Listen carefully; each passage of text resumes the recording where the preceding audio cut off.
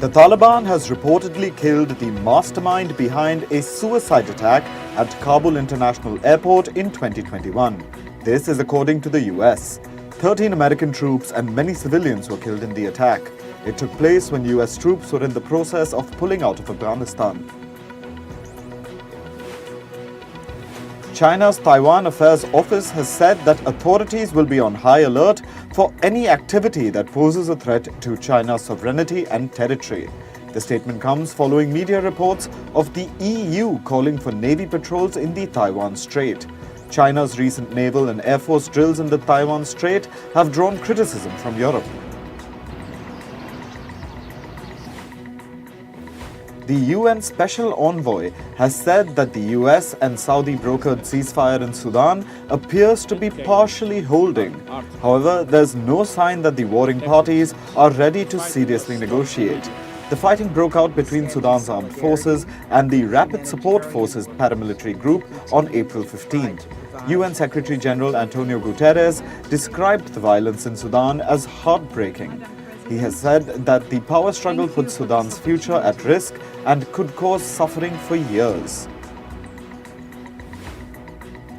Russian Foreign Minister Sergei Lavrov has said that Sudan has the right to use services of Russia's Wagner private military group. Wagner has so far denied operating in Sudan and has said it has nothing to do with the fighting taking place in the country. In March 2022, Western diplomats in Khartoum said that Wagner was involved in illicit gold mining in Sudan. Sudan denied this allegation. Russia's Lavrov has also said that the Black Sea grain deal has reached a deadlock. He added that there are still obstacles blocking Russian exports. Last month, the pact was renewed for 60 days. Russia has signaled that it may not agree to any further extension unless its demands are met. Moscow wants the West to remove sanctions on exports of Russian grain and fertilizer.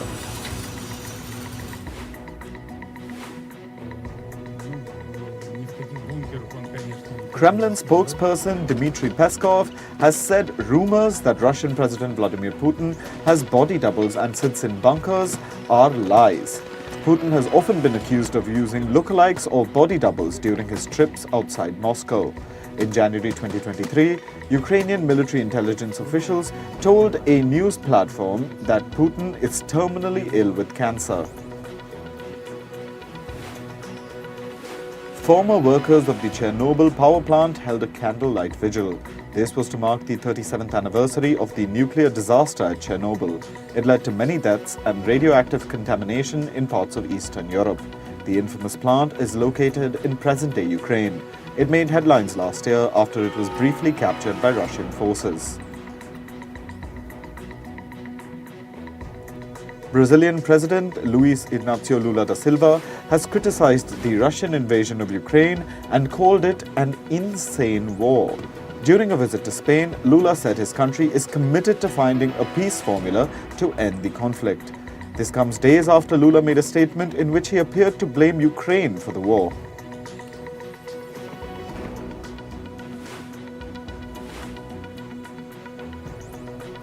Portugal's President Marcelo Rebelo de Sousa has said that his country should apologize and take responsibility for its role in the transatlantic slave trade. This is the first time a leader of the southern European nation has suggested such a national apology.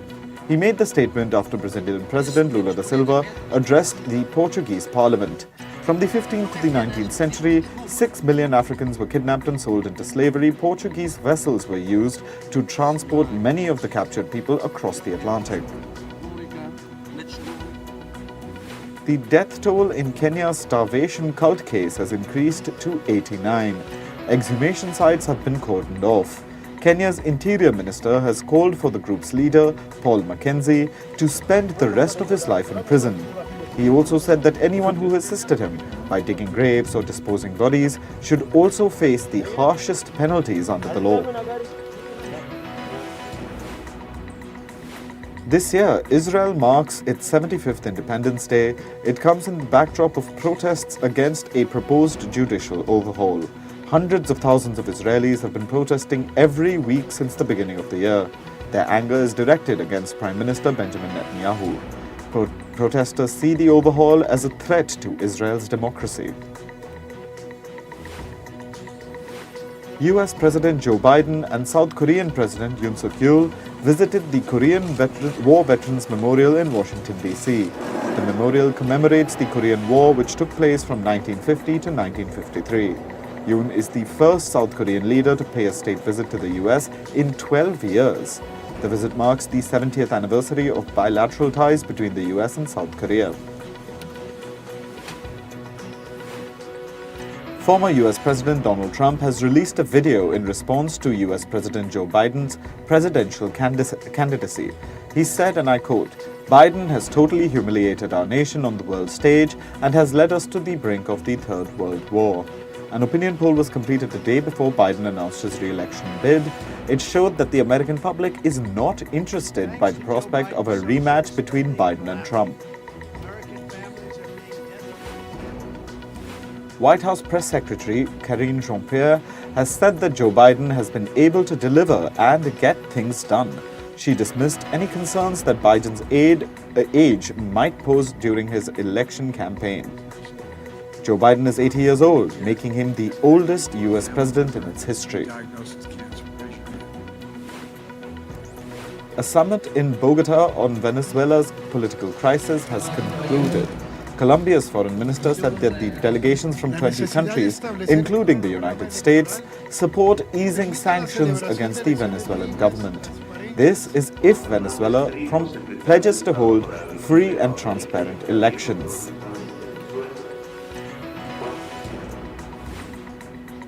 People in the South American nation of Uruguay are protesting. They took to the streets as lawmakers vote on a bill to gradually increase the retirement age in the country from 60 to 65 years. One of the protesters said that the government is asking them to work for 5 more years to receive less pension than they had until now. British American Tobacco has agreed to pay more than $600 million. This is to settle charges that it violated US sanctions by selling cigarette materials to North Korea for years. This is by far the most severe action taken by US authorities against a company for violating sanctions against North Korea. Climate activists in Berlin glued themselves on the asphalt and blocked traffic. On Monday, police arrested around 200 people as they held sit-ins on the roads across the country. Protesters were demanding better climate protection. German Chancellor Olaf Scholz's government has voiced their opposition to this form of protest. Spain is bracing for a week of extreme heat. Temperatures are likely to go as high as 40 degrees Celsius. This would be the highest temperature recorded in the country for the month of April since Spain started keeping records in 1961. Officials are laying out plans to open public swimming pools early. The high temperatures are coinciding with a long-running drought in the country. A rapid heating of the world's oceans has alarmed scientists. They're concerned that the phenomenon will add to global warming. This month, the global sea surface has hit a record high temperature. Scientists worry that the world's temperatures could reach a new level by the end of next year. Warmer oceans can kill marine life, lead to more extreme weather, and raise sea levels. Apparel retailer Gap is eliminating hundreds of jobs in a new round of layoffs. This is expected to impact its workforce globally. On April 18th, the company reportedly began notifying employees of the cuts in its international sourcing division. The company will begin laying off employees in its San Francisco headquarters from this week. Meanwhile, industrial conglomerate 3M will also begin laying off people in its second round of job cuts. The company will reportedly eliminate about 6,000 positions. 3M aims to control costs amid waning demand for its consumer electronics. 3M is a diversified manufacturer that makes products ranging from sticky notes to smartphone screen protectors. US Treasury Secretary Janet Yellen warned against US Congress's failure to raise the country's debt ceiling. She said that failure to raise the ceiling would result in a default. The default in turn would result in job losses and drive loans higher. Yellen said this could cause an economic catastrophe.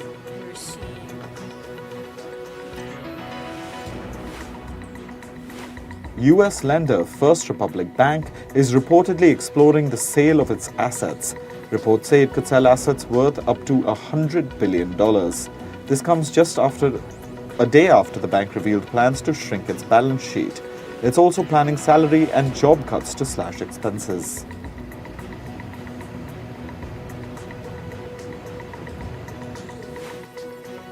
Senior Citigroup executive Paul Barrett has left the bank.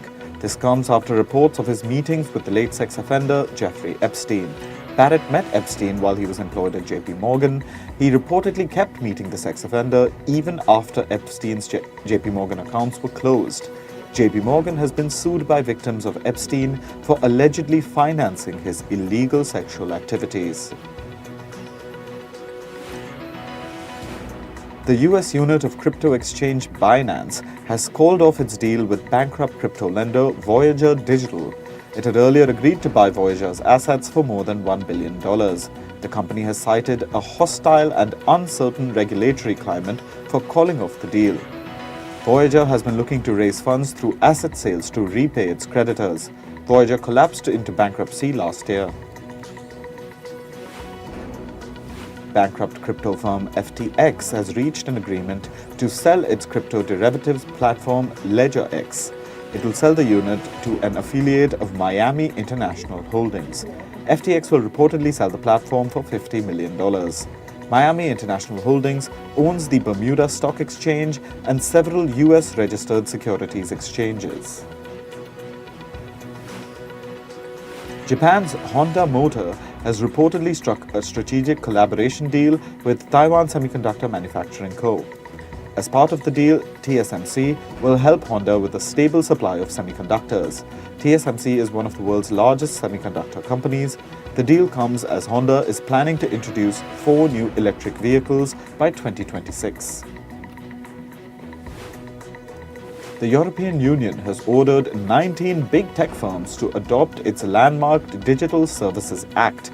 The 19 companies include Facebook, Instagram, Twitter, and Snapchat, among others. The Digital Services Act requires the companies to adopt a code of conduct and share data with the authority, among a host of other requirements. The companies must implement the rules by August. US officials have warned companies against increased reliance on artificial intelligence tools. They've said that AI tools can heighten the risk of bias and civil rights violations. The officials are reportedly policing marketplaces for such discrimination.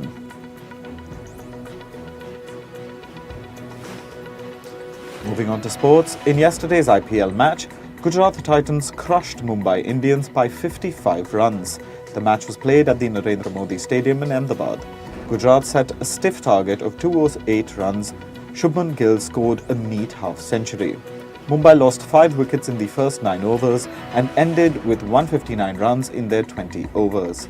Afghan spinner duo Rashid Khan and Noor Ahmed picked up 2 and 3 wickets respectively, closing out the win for Gujarat.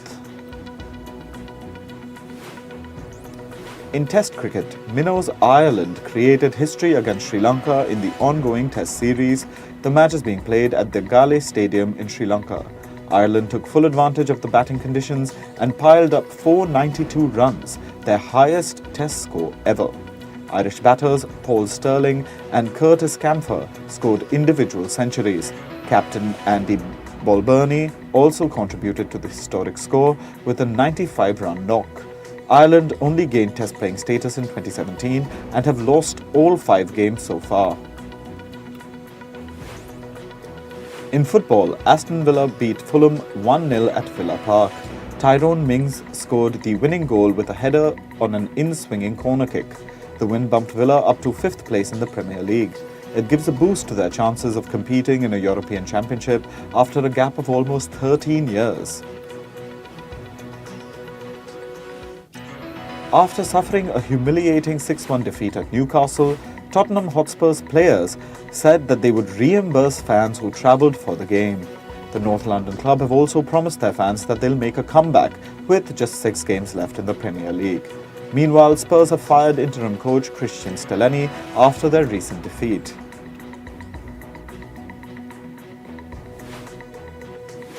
In La Liga, Real Madrid were handed a crushing 4-2 defeat against Girona. Girona's Valentin Castellanos, nicknamed Tati, scored 4 goals against Real. Real's Vinicius Jr. and Lucas Vazquez scored the 2 goals for their side. With 7 games left to play, second-placed Madrid's title chances are in tatters after the loss to Girona. And here's some good news for North American soccer fans. UEFA President Alexander Cheferin has hinted at potentially hosting the UEFA Champions League final in the US. The Champions League has been gaining popularity in North America lately. However, Cheferin has flagged the issue of time zone differences. This is because matches held in the Pacific Coast would mean kickoff times are past midnight for European fans. Over a year ago, Ukrainian football team FC Mariupol was disbanded as the city was destroyed in fighting. Now, a Ukrainian community living in southern Brazil has decided to turn its local team into FC Mariupol. The club AA Batel said they would don Mariupol's kits, crest and logo for the next 6 games. The Brazilian club aims to revive the spirit of football in war-torn Ukraine with their gesture. In tennis, Wimbledon has banned the flags of Russia and Belarus from this year's championships. Several Russian and Belarusian players have signed personal declarations stating they will compete as neutrals. They've also said they will refrain from making any statements regarding the war. Wimbledon has also promised to fund the accommodation of Ukrainian players. £1 will be donated to Ukraine's relief efforts for every Wimbledon ticket sold. Formula One has confirmed a new format for the 2023 season. The new format, called Sprint Shootout, will be implemented starting with the Azerbaijan Grand Prix this weekend. F1's new format will see Friday's qualifiers set the grid for Sunday's race, while Saturday will feature the Sprint Shootout, which will set the order of the 100-kilometer race that follows. The new format gives drivers a second chance for qualifying for the Sunday race. In badminton, the 2023 Asia Championships began yesterday at the Sheikh Rashid bin Hamdan Hall in Dubai. Indian shuttler Malvika Bonsad lost to top seed Akane Yamaguchi 25-23, 21-19. With her win, Japan's Yamaguchi advances to the round of 16. Meanwhile, Indian doubles pair Rohan Kapoor and Sikki Reddy advanced to the round of 16. The Indian duo edged past UAE's Dev Vishnu and Tabia Khan 21-15, 21-11. Dune actor Rebecca Ferguson has said that Dune 2 will exceed audience expectations. The hotly anticipated sequel will release in November. The returning cast of the movie includes Timothée Chalamet and Zendaya. Dune 2 is currently in post-production.